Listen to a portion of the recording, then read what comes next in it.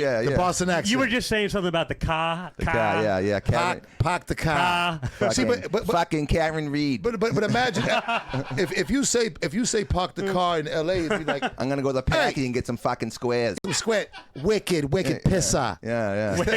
All right, kid. Fuck kid. All right, kid. So I'll be let's say it goes viral, I'll detach myself from it and won't even know nothing about it unless somebody says something to me. That's how I deal with it. What about notifications though? I know I have no on my phone at all. You'll just be hearing from your kids and their friends, right? No, I know they're tired of it. They don't even call me.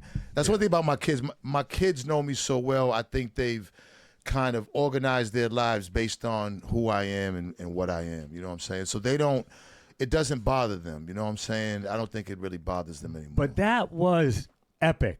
And I notice that every time I go on there, because people think a certain way about me, I try to go on there and don't give them that. You know what I'm saying? So I don't want to do that this time. At this time, I was a little frustrated with little things that's going on. And I knew when I drink, I know what that does. The brown liquor? The brown. Like, yeah. I used to be in the Gallery nightclub with a whole fifth drinking with my shirt off. And that used to be Tash and I. Like, the brown, the clear, everything mixed. Yeah, man, that shit used to so I knew it was going to open me up, right? So I purposely got drunk. It's because I knew I was going to open up. See, there's a lot of shit in me. Trauma is just a Thursday and a Tuesday. Like, I don't know what trauma is, but I do know that if I drink, it's going to open me up more to tell really what's on my mind and don't be politically correct because I'm with my friend on his podcast. Well, that's what was so great. It was so real. Let's start like at the fucking very root of this though, right? So just to be clear too, like I fuck with M's early shit. Like I'm not a stan. Like I respect him, but I'm not like here to like catch you up. I'm here because I'm genuinely curious. And I remember when you released "Foolish Pride" with the Source, that CD attached to it. I remember where I was. I want to get to that. We had to go to federal court for that. I want to get to that. Oh, really? I want to start at what is the original issue? All right. Oh, the original. The original. How did this start? So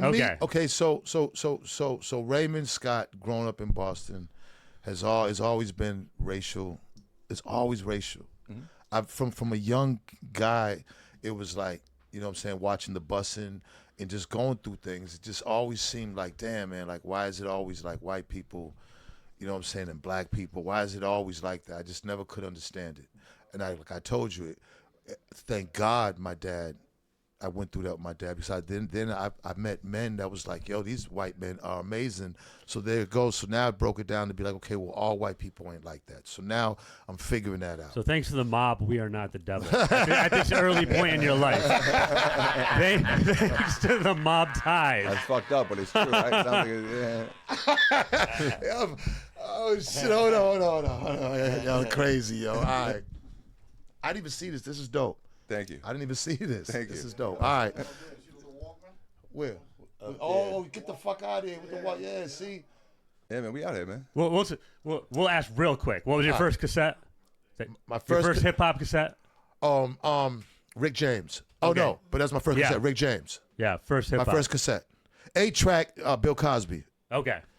Good. I'm old. Back to Eminem. Yeah, back to Eminem. So the Eminem situation was like, when M came, and I remember he was in Unsigned Hype. Did y'all know that? Of course. Yeah. All right.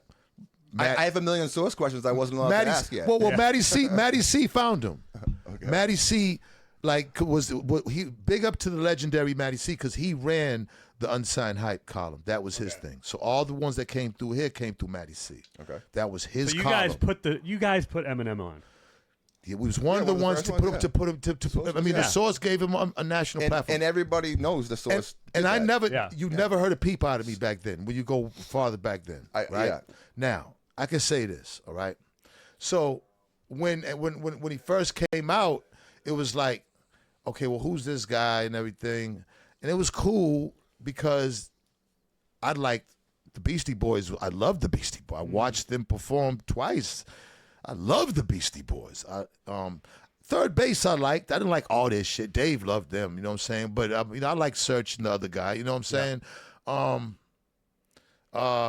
Believe it or not, I liked it, Ice Ice Baby, the song. I did like that song. Like, I mean, how can you not? It's At like- some level. Yeah. like, I come think on, everybody likes that song. that was a dope song. Because So of the beat he that was a dope. And This dude dyed his hair. That's who he is, huh? and Paul C. and Paul. Look at Paul C. was a white producer that taught me how to tap the SP 1200. One of the greatest producers of all time. White. Are you trying to break the narrative of people White. thinking that you don't like white people? It's not even breaking the narrative. It's not even breaking the narrative But what people might because it's think- idiotic that it's idiotic on how people pick and choose racial on who they think's racial and not racial. Right, the To more- me it is. It's idiotic because we all grow up. If you grow up around you and your white guys, it's respected.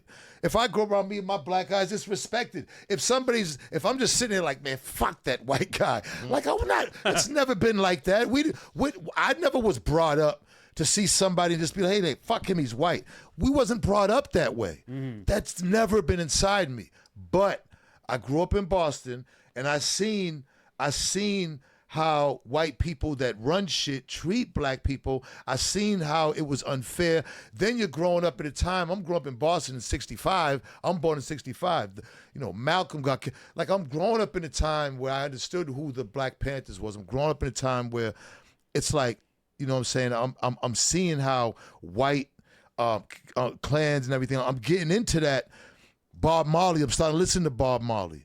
I'm turned out by George Clinton, but I'm listening to Bob Marley and I'm understanding. So now I'm thinking of a worldly. Now it's just not Boston. Now I'm saying, well, damn, this is like taking over everything. But like I said, then came my dad, and then came me doing it. Then not that left me, but it was like, I'm not gonna be a hypocrite. I'm fucking with white guys. So there was but then when Eminem came, it's already been in me to know how white people get carte blanche.